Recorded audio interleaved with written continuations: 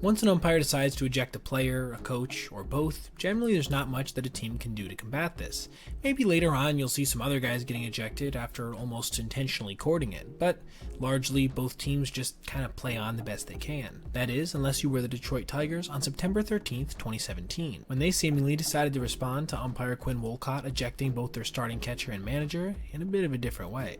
Leading up to the incident, the Tigers have been getting progressively more and more frustrated with the strike zone they obviously felt was a bit tight, with a few calls in the first inning going against them that ended up contributing to a 3-run home run by Jay Bruce of the Guardians, who incidentally were also chasing their 21st straight victory in this contest. Following this blast, a number of other calls proceeded to go against them as well, with catcher James McCann holding a few frame jobs a couple ticks longer than you'll typically see for most catchers. Things finally boiled over in the third inning when Bruce, up yet again, took a 3-2 pitch just outside with 2 outs, putting 2 runners on in a game Detroit was already down by 3 runs in. McCann immediately started arguing with Wolcott, which led to him being tossed from the game. Former catcher himself, Brad Ausmus, then came out to engage in some verbal sparring himself, with things getting contentious enough that Quinn saw fit to kick him as well. Catcher John Hicks would then enter the game, after which Farmer would fall behind Carlos Santana 3-0 before seeing this pitch that was just high get called a ball. This must have been the final straw for somebody in the Tigers management system, as on the very next pitch of the following at-bat, Farmer threw a 92-mile-per-hour fastball that seemingly crossed up Hicks, causing the pitch to miss his glove entirely and hit Wolcott near the neck, where it then ricocheted into his throat. Now, you could certainly make the case that this wasn't intentional based on the fact it was a 2-seamer with good movement and Hicks seemed to be setting up low.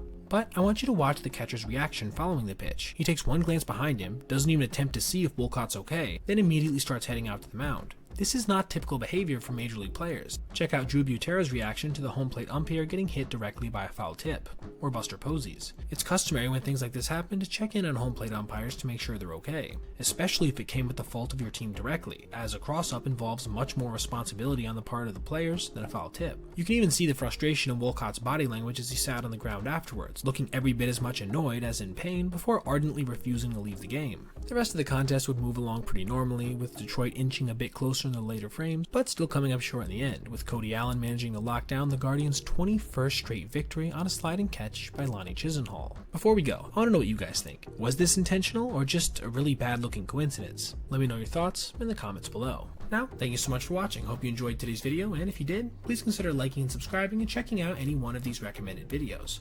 Have a great rest of your day, everybody, and I'll see you in the next one.